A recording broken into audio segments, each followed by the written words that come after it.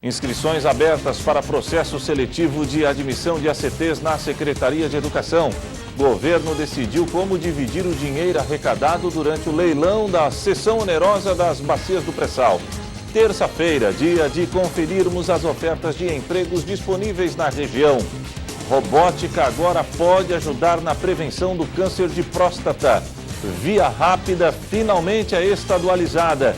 E no esporte, Roberto Cavalo aposta na última chance que o Tigre tem de fugir do rebaixamento para a Série C. Hoje, contra o Londrina, só a vitória interessa. As notícias de Criciúma e do Sul de Santa Catarina você confere a partir de agora. No ar pela TV Primavera, Informe Região.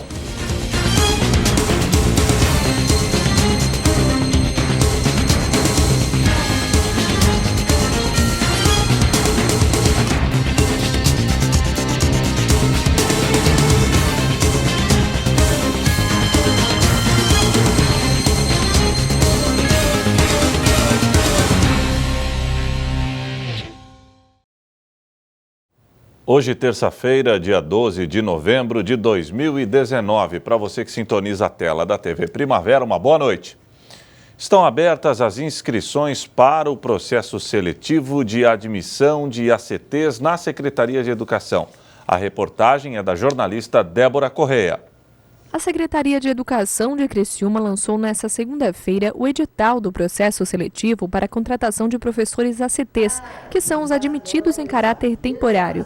Mas esse ano, uma mudança. Quem atuou como ACT nos últimos anos e encerra o contrato agora, não poderá participar da seleção. A secretária de Educação de Criciúma explica que essa determinação é antiga. Foi em 2016, o antigo governo assinou um TAC e esse TAC ele colocava algumas normas para se fazer processo seletivo. Esse TAC teve que virar lei, ele virou lei em 2017, então a partir dali, 2 anos é o máximo que um funcionário público pode trabalhar no serviço público. Depois ele tem que ficar 1 ano, que a gente chama de quarentena, sem trabalhar no serviço público. Segundo a secretária, retirar a quarentena é um desejo do município, principalmente para a educação. Por isso, a administração municipal tentou mudar essa regra junto ao Ministério Público. Diversas reuniões foram realizadas nas últimas semanas na tentativa de reverter esse quadro, antes que o processo seletivo fosse lançado. Eu fui junto com o sindicato conversar com a promotora, colocamos por que a educação é diferente, por que a continuidade ela é muito importante. Conversamos com a promotora, ela me pediu um documento, nós fizemos e até então ela negou. Depois os vereadores foram conversar com a promotora, ela então pediu que o prefeito mandasse um documento sinalizando um concurso público. O nosso prefeito fez o documento, assinou um documento dizendo que assim que a reforma administrativa que está entrando no Congresso Nacional, ela for promulgada e ela vier para os municípios, que ele sim faz um concurso público. Agora, a promotora não se conteve com isso, ela disse que tem que ter uma data. Mas, conforme a secretária, o governo municipal não vai se comprometer com uma data para a realização do concurso público. Entre outros motivos, ela explica que há a reforma administrativa, que deve começar a tramitar no governo federal nos próximos dias e que pode implicar em mudanças na contratação de servidores, quando for implementada. Um gestor público, ele não pode colocar uma data por vários motivos. Primeiro, o ano que vem é um ano eleitoral. Nós não sabemos quem será o próximo prefeito. Não vai cometer a responsabilidade de assinar um TAC, como foi feito no anterior, para um outro prefeito cumprir. E depois, não se pode fazer um concurso público com as leis atuais, tramitando no Congresso Nacional leis que vão modernizar o serviço público. Então, nós temos que esperar essas leis, esta reforma administrativa, quando ela terminar, postas as novas regras, se vai fazer um concurso nas novas regras. Está assinado pelo nosso prefeito, mas só que essa assinatura do nosso prefeito não valeu e ela quer uma data. O nosso prefeito, então, dentro dessa imposição, não vai colocar uma data de uma coisa que está em haver ainda essa reforma. Diante dessa situação, o processo seletivo foi aberto sem que o professor que já atuava como ACT possa participar da seleção. O processo seletivo segue com as inscrições abertas até o dia 11 de dezembro e a taxa é de R$ 55. A prova está marcada para o dia 22 de dezembro, o local ainda será definido. Nós lançamos ontem o processo seletivo, o edital do processo, por conta das datas. Deixando claro que, se tivesse uma sinalização pela promotoria de que nós poderíamos mudar a lei só contemplando a educação, como faz o Estado também tem. O Estado tem uma lei do seletivo normal e tem uma lei específica para educação dizendo que não precisa ter a quarentena. Era isso que nós queríamos fazer aqui na prefeitura e deixar claro, todas as prefeituras da região funcionam desse jeito, tá? Por conta desse TAC de 2016 que nós não podemos funcionar como todo o estado de Santa Catarina. Então, o que nós pensávamos? Que tivesse a compreensão da promotora de que fizesse para a educação uma lei específica, não tendo a quarentena. O governo federal decidiu como vai dividir o dinheiro arrecadado durante o leilão da cessão onerosa das bacias do pré-sal. Os quase 70 bilhões de reais recebidos foram divididos entre Petrobras, União, estados e municípios. Os valores foram calculados pela Consultoria de Orçamento e Fiscalização Financeira da Câmara dos Deputados. Dos quase 70 bilhões de reais arrecadados pelo governo com o leilão das áreas excedentes do pré-sal, serão divididos 35 bilhões entre União, estados e municípios. É que, de acordo com o contrato da cessão onerosa, o governo federal já tinha o compromisso de pagar cerca de 34 bilhões de reais à Petrobras por conta de despesas ligadas a revisões contratuais. São os investimentos, né, que vão gerar emprego, renda, desenvolvimento, movimentar toda a cadeia que está em volta dessa atividade econômica. E então eu vejo que o resultado foi extremamente positivo para o país no ano de 2019. A divisão dos recursos do pré-sal foi definida por meio de um projeto de lei debatido aqui no Congresso Nacional. Quem ficará com a maior fatia dos 35 bilhões de reais é a União. Serão cerca de 24 bilhões de reais pagos, o que representa 67% do montante. Estados e municípios ficarão com uma fatia de 15% cada, a não ser pelo estado do Rio de Janeiro, que é uma exceção. Ele deve ficar com 3%. Isso porque é neste estado que estão localizadas as duas áreas de exploração, Búzios e Itapu. As verbas divididas entre os estados e municípios ainda obedecem cálculos que levam em consideração os coeficientes dos fundos de participação dos municípios, dos estados e a Lei Candir. Os estados mais beneficiados no rateio, além do Rio de Janeiro, que deve receber mais de R$1 bilhão, são Minas Gerais, com 417 milhões, Bahia, com 375 milhões e o Pará, com 347 milhões. De acordo com a lei, estados devem usar os recursos para pagar despesas previdenciárias. Caso haja sobra de dinheiro, deverão destiná-lo a fundos previdenciários de servidores. E se ainda houver sobras, os governadores poderão destiná-las a investimentos. Nos municípios, Fortaleza será a detentora da maior parcela distribuída. A capital do Ceará receberá quase 42 milhões e meio de reais. Logo atrás vem Salvador, capital da Bahia, com cerca de 41 milhões de reais. A regra de utilização dos recursos é mais flexível para os municípios. Prefeitos poderão escolher se utilizarão a verba para pagamento de despesas previdenciárias ou para investimentos locais. Segundo o governo, parte dos valores obtidos no leilão serão repassados ainda nesse ano. A seguir, excelente notícia para a região de Criciúma. Rodovia Aristides Bolan, a via rápida, finalmente foi estadualizada.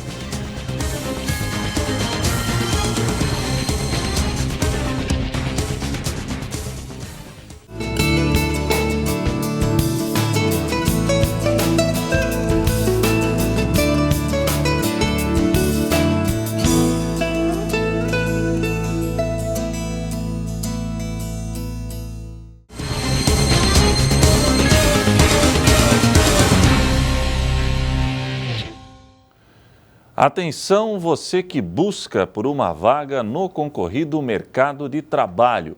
Terça-feira é dia de conferirmos as ofertas de empregos disponíveis na região.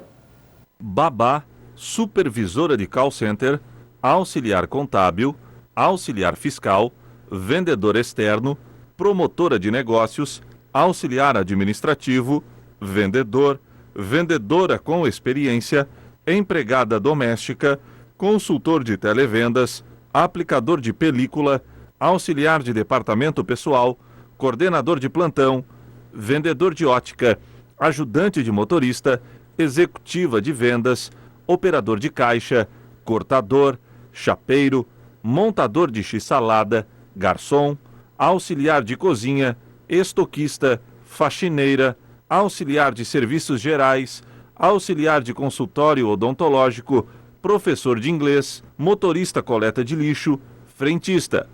Interessados devem buscar mais informações através do portal da Associação Comercial e Industrial de Criciúma, ASIC, acicri.com.br, na aba Banco de Talentos. Existem 2 novos tratamentos contra o câncer de próstata. Eles usam a robótica para garantir ao paciente maior rapidez e eficiência no tratamento. Mas é preciso fazer a prevenção anual para não ser pego de surpresa. A doença provoca, infelizmente, 14 mil mortes por ano. Todos os anos o Francisco faz um check-up completo. Em 2017, os médicos notaram uma alteração na próstata. Um ano depois, ele recebeu uma notícia que caiu como uma bomba. Estava com câncer. Eu fiquei realmente numa depressão por alguns meses até detectar o câncer. E posterior a isso, quando eu fiz a cirurgia do Raifu aqui no Albert Einstein, hoje, depois de 12 meses, estou curado. O azul é a cor do alerta em novembro, o mês da prevenção do câncer de próstata. 1 a cada 9 homens tem o problema no Brasil. É o segundo tipo de câncer que mais mata no país. Só perde para a doença que atinge o pulmão. Mas quando o tumor é descoberto na fase inicial, as chances de cura podem chegar a 90%. Mas muitos pacientes só procuram ajuda quando a doença já está em estágio avançado. Uma pesquisa recente revela que metade dos homens tem medo de ir ao médico e descobrir que tem algum tipo de problema. Diferente da mulher, a saúde pública masculina tem dificuldade de acessar o homem. A mulher tem a cultura de, quando está iniciando a fase sexual, vai no ginecologista, ela tem a cultura de fazer exame preventivo todos os anos, o homem não tem essa cultura. Então ele não busca o médico sem estar sentindo nada, só para ver se está tudo bem e se prevenir. E isso atrapalha bastante no câncer de próstata, a gente fazer um diagnóstico precoce e poder dar a orientação correta para esses pacientes. Mas para os casos em que a doença está mais avançada, a tecnologia pode ser uma importante aliada. Um exemplo é a cirurgia robótica. O procedimento, que chegou ao Brasil em 2009, começou a ser realizado nos Estados Unidos em 2001. O médico opera o equipamento por um painel de controle e os braços mecânicos fazem todo o trabalho. A cirurgia robótica é uma cirurgia que permite a gente fazer uma cirurgia com maior precisão. Elimina o tremor do cirurgião, ele amplia a imagem e com isso a gente consegue fazer uma cirurgia bastante segura, com preservação de nervos relacionados com a função erétil, com músculos relacionados com a continência urinária. Outra novidade é o Raifu, o ultrassom de alta intensidade. Não são feitas incisões ou cortes. A aplicação segue o caminho natural do corpo do paciente. Um foco de ondas sonoras é projetado exatamente nas células cancerígenas. Ele cria calor e energia que destroem o tecido doente. A característica desse equipamento é realmente a precisão. E depois, através de um controle robótico, eu vou determinar o tratamento apenas nessa área. Daí vocês podem ver nessa tela aqui ao lado, essa tela ao lado já é a imagem do ultrassom da próstata do paciente. E aqui eu delimitei a área que eu quero tratar, que vai cobrir apenas a área que tem o tumor. Apesar de toda a evolução tecnológica, o melhor caminho ainda é a prevenção. Depois dos 50 anos, todos os homens devem fazer os exames. Para negros e pessoas que têm histórico da doença na família, o procedimento deve começar entre 40 e 45 anos. E foi esse cuidado que fez diferença para o Francisco. Depois de descobrir o tumor, ele passou pelo tratamento de Raifu. Eu queria fazer uma cirurgia pelo convênio, uma cirurgia aberta. O médico também me fez uma indicação para poder fazer radioterapia, mas consegui a situação de vir para o Albert Einstein e me indicaram o Raifu, que seria menos invasivo, na qual que eu fiz. E o tratamento posterior a isso aí eu não tive nem radioterapia, nem quimioterapia, foi simplesmente normal. A rodovia Aristides Bolan, a famosa via rápida inaugurada há 2 anos, finalmente foi estadualizada. Agora, reparos simples, como, por exemplo, a limpeza da via, assim como também a instalação de sinalização, poderão ser agilizados. Quase 2 anos de funcionamento e só agora a via rápida que liga Criciúma, BR-101, passa a ter um responsável. A estadualização da via foi oficializada nesta segunda-feira, em um decreto assinado pelo governador Carlos Moisés e o secretário de Estado de Infraestrutura, Carlos Hesler. Era exatamente esse último passo que faltava, saindo o decreto, essa publicação que realmente, de fato, estadualizava a via rápida e tornava ela patrimônio do Estado, inclusa no plano rodoviário, e a partir daí pudéssemos usufruir, tanto com manutenção ou fiscalização da rodovia, Com a via estadualizada, agora algumas intervenções podem ser feitas. O Estado, que passa a ser o responsável pela manutenção da pista, já tem uma programação para o local. De responsabilidade da nossa coordenadoria, o próximo passo é a efetuação da roçada e da sinalização. A roçada já foi feito contato com a empresa, eles já estão mobilizando uma equipe para que de fato isso pudesse acontecer, e nos próximos dias já vai estar sendo realizada a roçada, principalmente na parte da rodovia onde não existe, onde já tem a parte do limite de Criciúma, já era realizada a roçada pelo prefeito. A parte de Sara, a vegetação se encontra um pouco alta, a gente vai estar efetuando essa roçada. E a sinalização? Está sendo finalizado um plano de sinalização mais ostensivo, um plano de sinalização que visa orientar melhor o cidadão que usufrui da rodovia, uma vez que também estamos se aproximando do verão, o fluxo tende a se intensificar, então é onde isso é um fator positivo, fazer com que o pessoal de fora, que realmente não os usuários comuns do dia a dia da rodovia, mas quem realmente vem acessar o balneário, os usuários que não são da região, possam se orientar melhor por essa sinalização, possa haver menos acidentes. Outra mudança com a estadualização é o reforço na segurança. Depois de 2 verões sem policiamento na via, agora a polícia já pode atuar no local. Passou-se aí quase 2 anos, em dezembro agora vai passar da sua entrega, e a gente não tinha essa polícia fazendo a fiscalização, os acidentes que ali ocorriam, as irregularidades que ali ocorriam, por muitas das vezes passava de maneira desapercebida, às vezes a polícia militar do local teria que atuar. Então hoje sim a nossa polícia militar rodoviária vai poder atuar. Já estou em tratativas com o capitão Marques aqui da Polícia Militar Rodoviária. Ele está tomando as devidas providências para que o corpo dele já possa estar sendo deslocado, possa estar atendendo as ocorrências da região com a Polícia Militar ali da Içara. O coordenador regional lembra que a via rápida não está totalmente concluída. Há um trecho no bairro Terceira Linha que aguarda a construção de uma alça de acesso. Para essa obra já há recursos e projeto.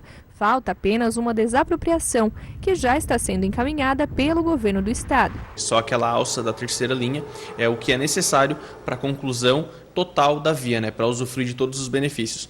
Hoje geram alguns transtornos o fato de não haver essa alça, algum retorno que tem que ser feito, não pode se usufruir 100% da via, mas as tratativas de desapropriação já estão sendo dadas, já está sob conhecimento do juiz da Içara. Tenho conversas com ele agora nos próximos dias para alinharmos essa questão. O Estado pretende fazer o pagamento dessa desapropriação, pretende realmente usufruir a via. O saldo do contrato para a realização dessa alça já está empenhado, tudo já está pronto para que nos próximos dias, nos próximos meses, digamos assim, nós possamos concluir essa alça e, de fato, concluir a via rápida na responsabilidade da Secretaria. Além disso, a via rápida também deve receber nos próximos meses iluminação. Está sob responsabilidade da Celesc, que ela está adequando o projeto para edital de licitação. Então, logo for lançado o edital, conheceremos a empresa e aí sim, ela iluminada, bem sinalizada, com a vegetação cortada e fiscalizada pela polícia, estará uma via 100% entregue e com todos os benefícios que ela se propôs a trazer. A seguir, técnico Roberto Cavalo está apostando na última chance que o Tigre tem de fugir do rebaixamento para a Série C. Hoje, contra o Londrina, só a vitória interessa.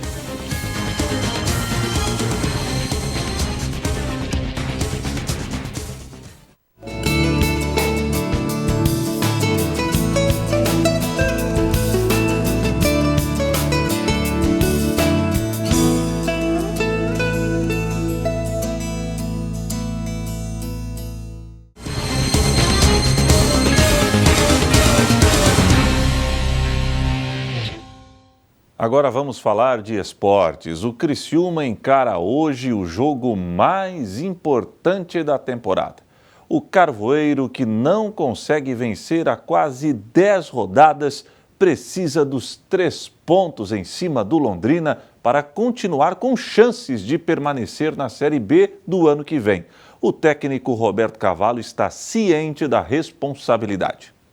Contas e mais contas. Além de se preocupar com o rendimento do time dentro de campo, o que, aliás, está abaixo da expectativa, Roberto Cavalo faz projeções para que o Tigre permaneça na Série B. A reação do Carvoeiro depende mais do que de vitórias. A matemática também é importante. Nós analisamos, sim, né, os adversários e o momento do campeonato. Nós temos que fazer o dever de casa. Primeiramente é vencer o Londrina. Não vai ser fácil. Nós sabemos que é uma decisão, é um confronto direto, então víamos jogando bem, não vencemos, e agora não dá mais para jogar bem e não vencer. O outro jogo na sequência, que já se apresenta a quarta, viaja a quinta para jogar a sexta, né? É complicado. Até a logística de viagem a gente já está pensando, mas porque nós estamos com muita fé em vencer o Londrina, para tudo isso fluir. E aí o jogo contra o Red Bull, vocês sabem que lá provavelmente já esteja fazendo festa como campeão, já fizeram como acesso, então pode ser que a gente tenha talvez uma condição mais positiva de vencer lá dentro. Mas no momento do campeonato, se você analisar a tabela e os jogos, como nós fizemos, nós vimos sempre que tem condições. O comandante Carvoeiro acabou expondo uma fragilidade do grupo, que sentiu as 2 últimas derrotas contra o Operário do Paraná e Sport Recife, e tenta buscar forças na torcida, que sempre ajudou o clube nos momentos mais difíceis. Então eu quero dizer assim que a torcida amanhã, né, nos ajude, hoje, se o programa for daqui um pouco, nos ajude, nos protege, nos dê força, fé, porque nós estamos machucados. O elenco está sentindo muito e com a torcida a favor ajuda muito, né?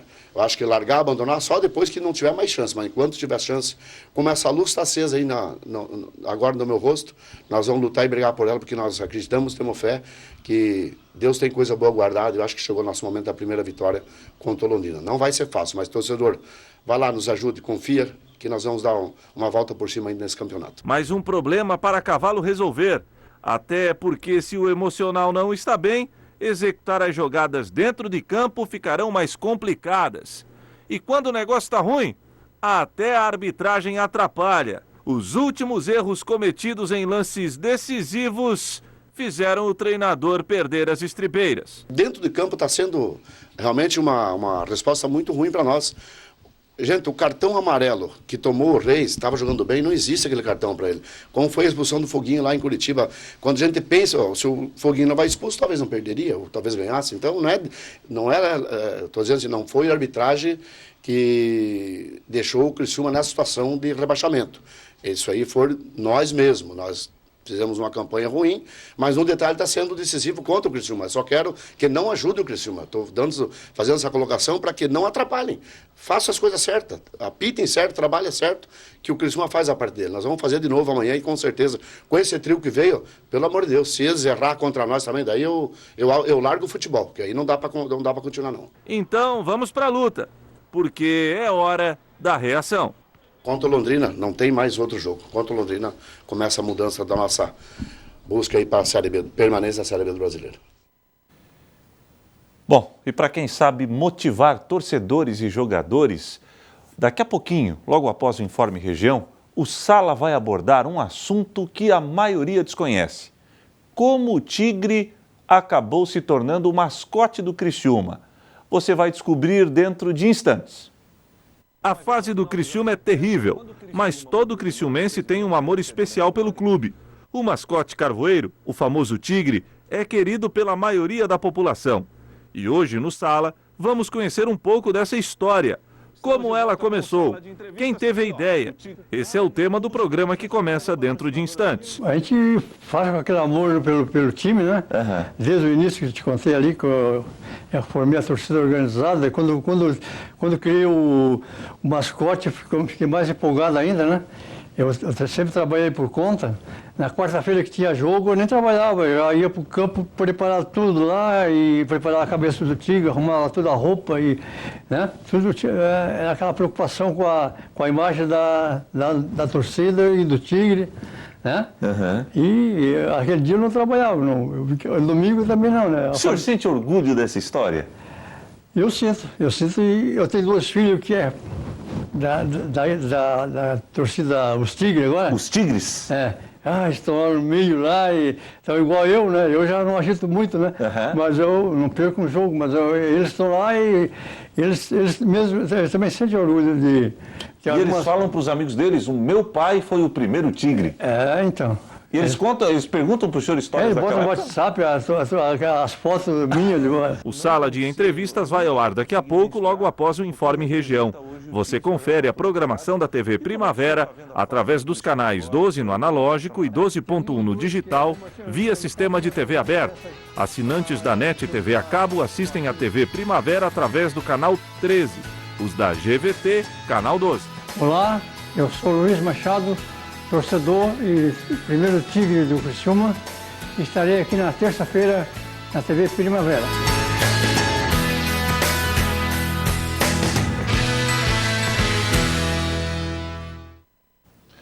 E o Informe Região desta terça-feira fica por aqui. Voltarei amanhã, se Deus assim permitir. Boa noite.